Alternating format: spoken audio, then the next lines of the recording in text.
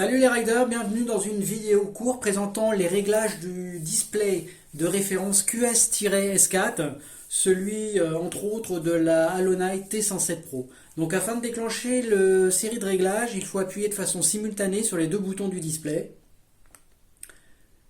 Donc nous allons commencer par le P1 qui correspond tout simplement à l'intensité du réglage du display au niveau luminosité.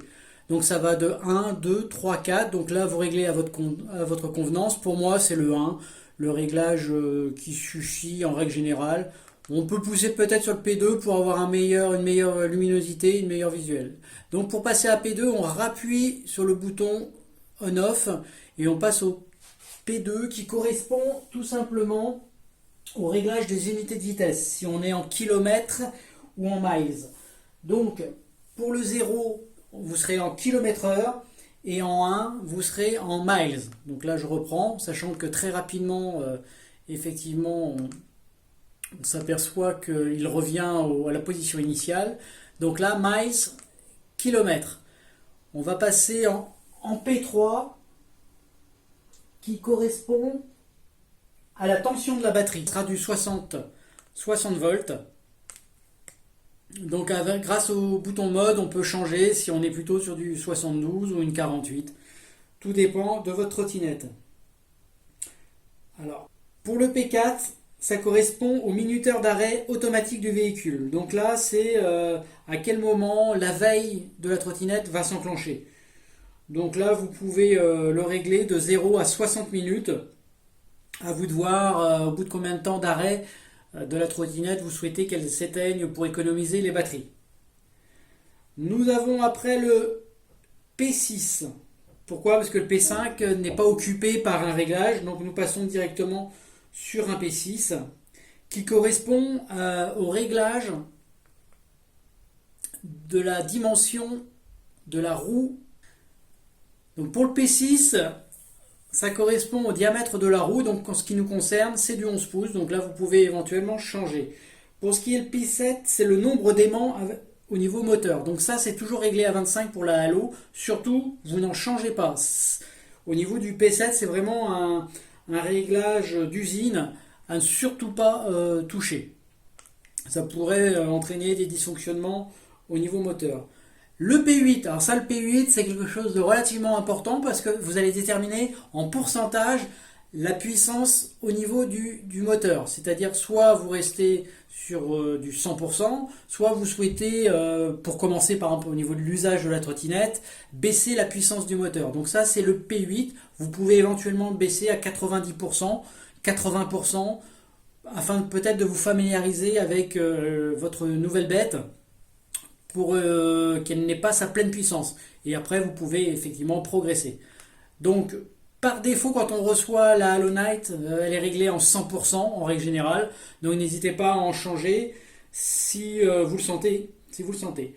Après, nous sommes au P9. Alors là, c'est un réglage de démarrage au pied, au niveau de la trottinette. Donc là, tout dépend si vous souhaitez un démarrage direct à la gâchette. Alors, nous allons repasser sur le P9.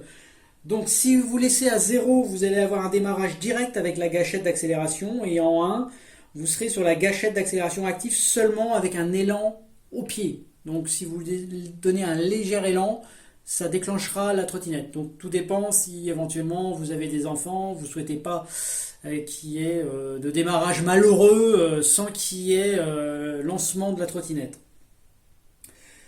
Au niveau du P10, il n'est pas occupé. Après, nous allons passer sur le P11. Donc, le P10 n'est pas occupé. Le P11. Alors, le P11, c'est important. Ça va gérer ce qu'on appelle l'EBS, l'ABS, enfin, le frein moteur, en fait.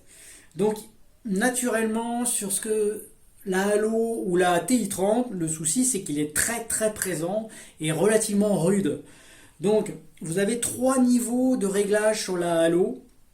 Vous avez soit le 1 qui est un freinage électrique de faible puissance, soit le 3 freinage électrique par défaut, soit le 5 freinage électrique à pleine puissance. Donc ça c'est la touche 3 que vous allez indiquer, donc soit la 1, soit la 3, soit la 5 qui correspond à un frein moteur très puissant.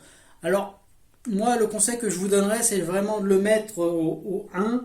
Pourquoi? Parce que même à 1, il est très présent, surtout sur des freinages de faible intensité, à faible allure. On sent sur l'avant vraiment ce stop qui peut être un peu gênant au départ. Il faut vraiment s'y habituer. Après, vous, au niveau du P12. Alors le P12, c'est tout simplement le type de démarrage que vous souhaitez avoir sur votre trottinette. Soit une accélération douce, donc là, vous allez vous positionner en 0. Alors, bon, sachant qu'il n'y a pas de 0, donc on est bien.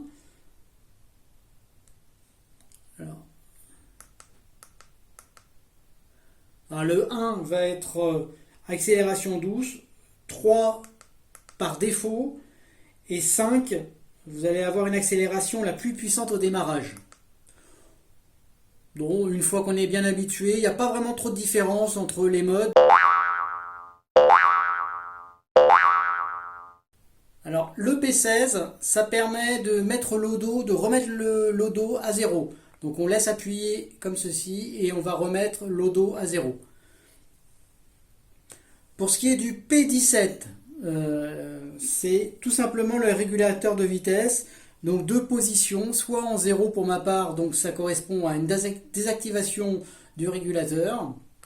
Et si vous le positionnez tout simplement sur le 1, vous allez être en mode activation d'un régulateur de vitesse. Pour la suite, il n'y a plus de réglage à effectuer, il y a uniquement le P20 qui est le journal des erreurs.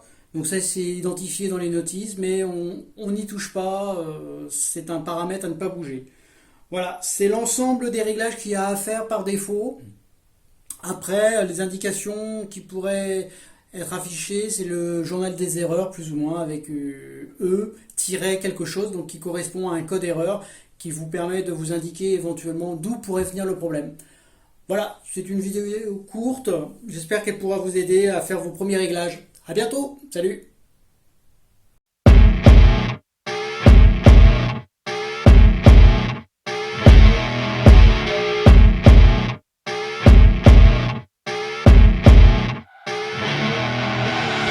I see her rolling up, Uber black Cadillac, high heel boots and a sexy body.